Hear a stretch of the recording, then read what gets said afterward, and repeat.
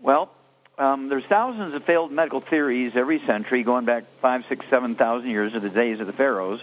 In the 20th century, 21st century are no different. We have thousands of failed medical theories in the 20th century, and already that many in the 21st century. Now let's look at this, and I want you to get a hold of the books Epigenetics, The Death of the Genetic Theory of Disease Transmission, Dead Doctors Don't Lie, Rare Earth's Forbidden Cures, and Black Gene Lies. Those 4 books cover the subject extremely well, highly referenced, so you can chase things down if they sound unbelievable. Well, let's start out with genetics again, which is the probably the biggest failed theory the 20th and 21st century. Trillions and trillions of dollars are spent almost by the minute worldwide looking for genetically engineered genes that replace bad genes that are theorized to be bad genes to cause disease. Well, let's have a look at this. Let's start out with some of these diseases that are said to be genetic, which are not. Type 2 diabetes. Type 2 diabetes is a deficiency of a single mineral. Okay? We've known that for 80 years. It's not like it's very hard. And we can support and promote healthy blood sugar levels, healthy A1C sugar levels, or methemoglobin levels. And we can also support healthy sugar and carbohydrate metabolism at the cellular level.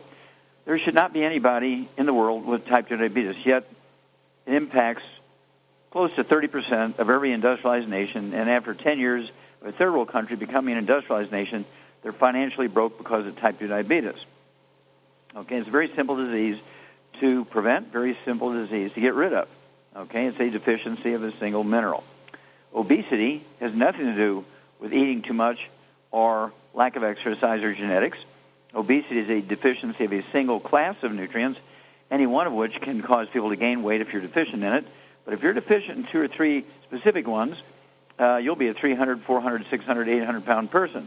So again, I want you to get a hold of the books Epigenetics, The Death of the Genetic Theory of Disease Transmission, the book Dead Doctors Don't Lie, the book Rare Earth's Forbidden Cures, and the book Black Gene Lies, and this will be evident and clear to you.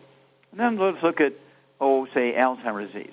Alzheimer's disease, of course, doctors first thought that was due to contact with aluminum, and all that did was send Reversible out of the country to India, 10,000 jobs, and because everybody was afraid of cooking in aluminum pots and pans.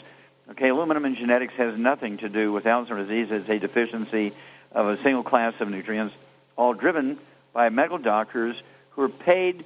The American Heart Association was paid by Procter & Gamble $1.7 million to actually endorse a new product by Procter & Gamble and to demonize cholesterol and saturated fats so they could sell that new product. And the American Heart Association should have their tax-exempt status taken away from them, and same thing with the Procter & Gamble should be shut down because of all the people that die from that failed theory. And let's look at high blood pressure in the black community. Certainly not genetic. It's a simple deficiency of certain minerals. And, of course, if they have kidney failure, the kidney will release a hormone called renin, which drives your blood pressure up. And heart disease has nothing to do with genetics. Okay? Heart disease of all kinds has nothing to do with genetics. Heart disease, let's say congestive heart failure, is due to a deficiency of a single vitamin. Cardiomyopathy heart disease is a deficiency of a single mineral. I've personally done 1,700 autopsies on kids under the age of 12 that have died of that one. And then there's coronary artery disease. We have plaques plugging up your arteries. That has nothing to do with genetics or cholesterol and saturated fat.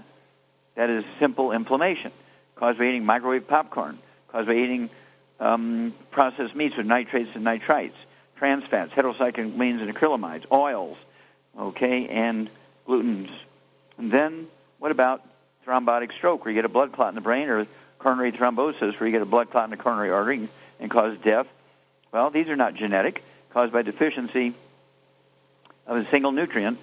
Omega-3s are a ratio problem between omega-3s, 6s, and 9s. Okay? And so let's look at sickle cell anemia. Sickle cell anemia is not a genetic disease in the black community. It's what's called an inborn error metabolism caused by a birth defect of the cells in the bone marrow when mama was deficient in nutrients when the bone marrow cells were forming. And so the bone marrow can only make dysfunctional hemoglobin. So you get sickle cell anemia. Now, the same disease occurs in the white community, but you can't have black genes in white folks and white genes in black folks. So the same disease is called thalassemia in white folks and sickle cell anemia in black folks. Of course, I've seen it in deer and antelope and so forth. And, of course, same way with type 2 diabetes. I've seen that in alligators and crocodiles. Okay, so how does an alligator and a crocodile get type 2 diabetes if it's a genetic disease in humans? This is all very silly. So, again, I urge you to get a hold of the book Epigenetics, The Death of the Genetic Theory of Disease Transmission, the book Dead Doctors Don't Lie, the book Rare Earths Forbidden Cures, and the book Black Gene Lies, and appreciate that doctors have missed it by a million miles. Okay, none of these diseases are genetic.